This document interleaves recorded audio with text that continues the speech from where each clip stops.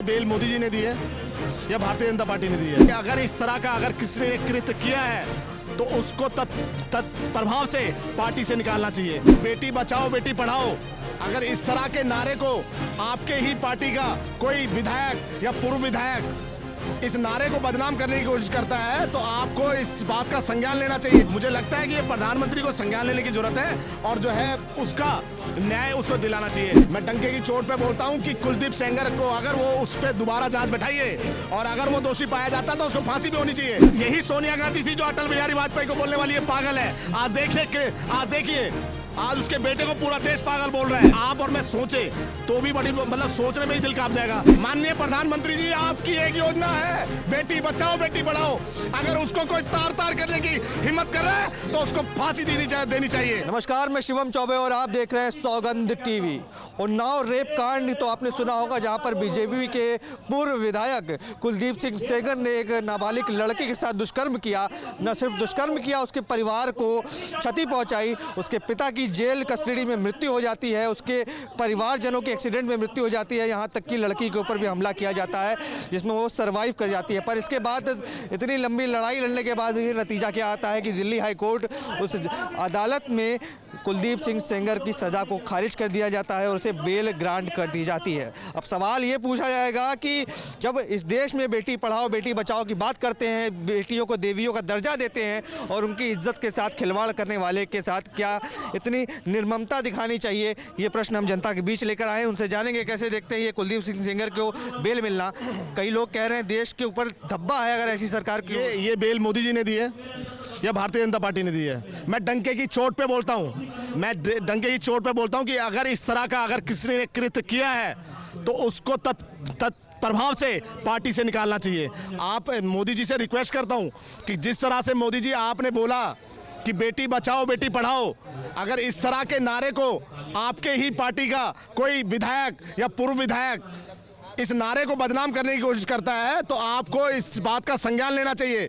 Party से बढ़कर कोई नहीं है। अगर आपने इस तरह का जो कृत्य किया है, अगर उस महिला के साथ अगर वो हुआ है या उसके घर वालों के साथ कोई अन्याय हुआ है तो इस पर उसको संज्ञान लेना चाहिए। और मैं तो कहता हूं कि उसको फांसी नहीं डबल फांसी दो, क्योंकि आप महिला की इज्जत इस तरह से नहीं लूट सकते। जिस एफआईआर में लिखा गया है कि पॉस्को है और बहुत सारी धाराएं लगी, तो ये समय है जब पार्टी और देश के यशस्वी प्रधानमंत्री जो आज हिंदू शेर है, हिंदुओं के दिल पे राज करने का काम करते हैं, एक बेटी है जो अपने आप को असहज महसूस कर रही है। देखा था मैंने 2018 में जब योगी जी वो मुख्यमंत्री बने थे तो उसके वहां पे आवास पे जाके जो है माचिस से तो अपने आप को जलाने की कोशिश कर रही थी।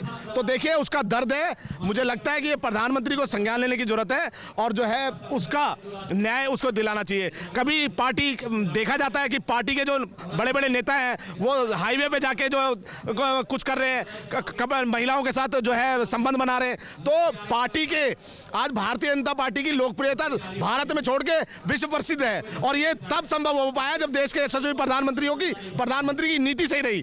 आज उस नीतियों को अगर कोई बदनाम करने की कोशिश कर रहा है तो मैं तो कहता हूं कि भैया आप जो है इसका संज्ञान लीजिए और माननीय कोर्ट से ये कहूंगा कि जो बोल रहा था कि भाई देरी हो गई इस वजह से उसको जो है इस केस को डिसमिस कर देना चाहिए। तो ये जो देरी हुई है ये कोर्ट की वजह से देरी हुई है कि जिस तरह से जजों का ट्रांसफर किया गया और इसको जो है इस केस में देरी करी गई, तो संज्ञान लेने की जरूरत है और अगर ऐसा कुछ कृत्य हुआ है उस महिला के साथ तो उसको न्याय दिलाने की जरूरत है। तो क्या लगता है, क्योंकि कई लोग कहते हैं कि आज गरीबों के लिए कानून अलग हो गया है, अमीरों के लिए अलग हो गया है। अगर कोई माननीय विधायक को छोड़ के कोई और नॉर्मल व्यक्ति होता तो उसके खिलाफ उसको अगर मुकदमा लगता तो पाँव सूझ जाते, पर वो केस से मुगली नहीं हो पाता। जब भारतीय जनता पार्टी का कार्य करता हूँ और डंके की चोट पे बोलता हूँ, मुझे कोई अंधभक्त कहेगा मगर मैं अंधभक्त नहीं हूँ।